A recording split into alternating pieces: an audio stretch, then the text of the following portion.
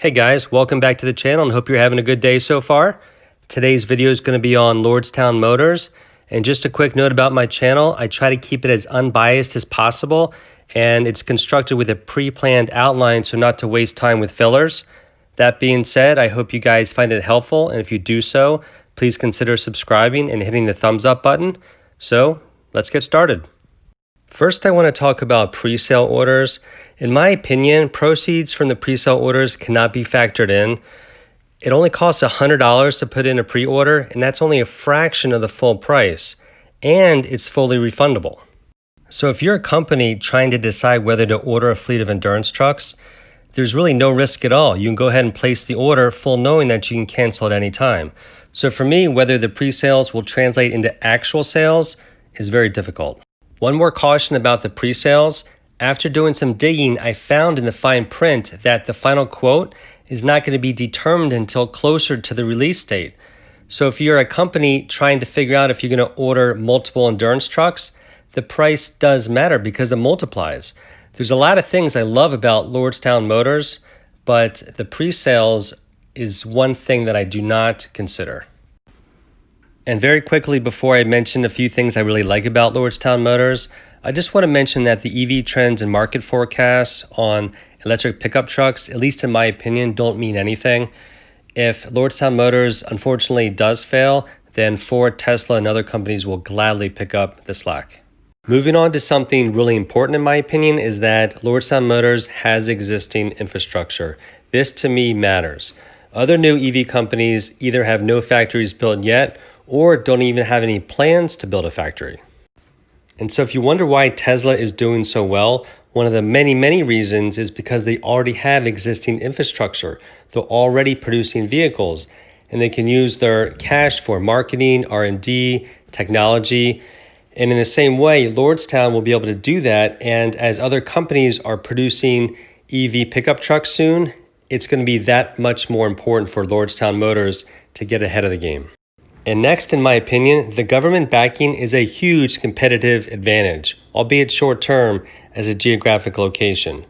The RNC is helping with brand recognition for Lordstown Motors, and in my opinion, they're pretty weak in that area, so that's a huge head start for them.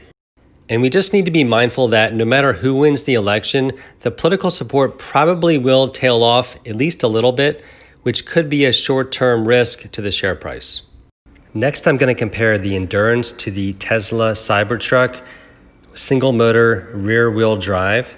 And to me, the key differences are more important than the first to market, in my opinion. And it's really going to be more important for the Endurance to get it right the first time, including their towing capacity expectations, more so than first to market. The first major difference, in my opinion, is the appearance. And I think this really favors Lordstown Motors.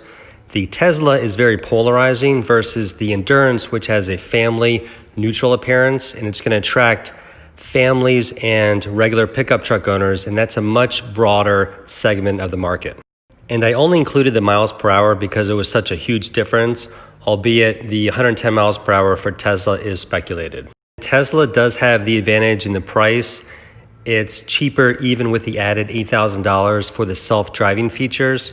And remember that the Endurance price may change closer to the release date. And when it comes to brand, as shareholders, I believe that Lordstown Motors has the advantage over Tesla. Elon Musk's brand is already baked into the share price, but not so much with Lordstown Motors. We don't really have a brand yet with Lordstown Motors. Right now it's associated with GM, and I think that'll be a short-term boost.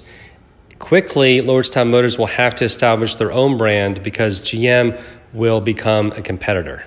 And so to finish up, the keys to success, in my opinion, for Lordstown Motors are going to be to execute their fleet partnerships post-merger and to introduce the Endurance and establish their brand before the Ford F-150 and other pickup EVs come out to the market. In addition, they're going to have a smooth merger transition, which is going to include no capital raises prior.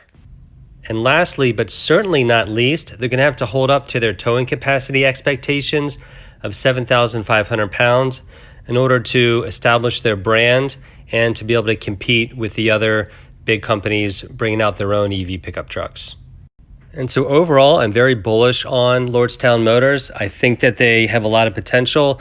They claim to have the first commercial vehicle to feature 4-in-1 hub motors. They have the fewest moving parts of any motor vehicle, which means less maintenance, less labor, less production costs. So over a lot of good things for Lordstown Motors.